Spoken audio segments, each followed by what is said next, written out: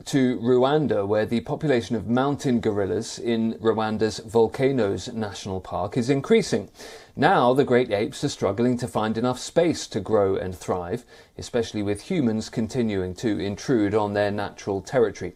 But there might be change on the way. It's lunchtime for Mirambo in the Volcanoes National Park.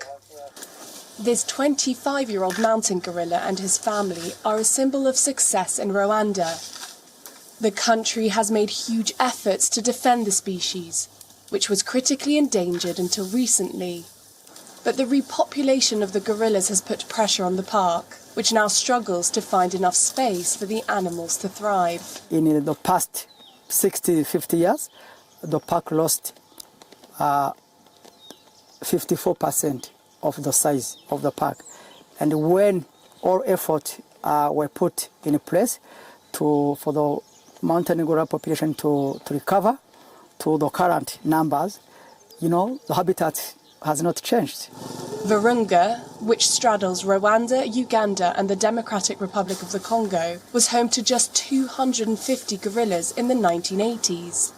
Since then, their numbers have quadrupled thanks to increased security combating poaching.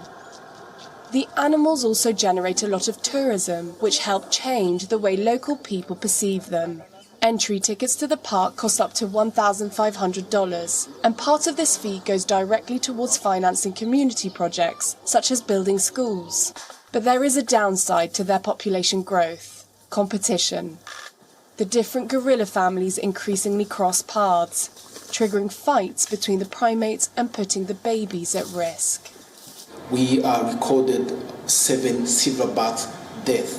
So that's, again, a consequence of more groups ranging in the same area, really not expanding and going to the rest of the park, and that leading to more intergroup interactions and then more infanticides.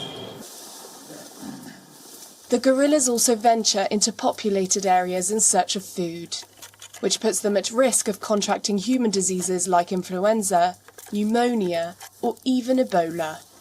Rwanda has therefore decided to massively expand the park.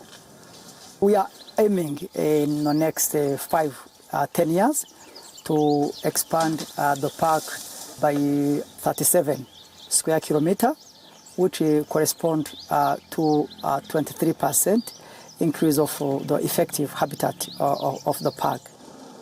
The authorities intend to compensate the displaced farming families and house them in model villages. Yet while the government insists the move will benefit them, some fear they won't find land as fertile as on the edge of the park.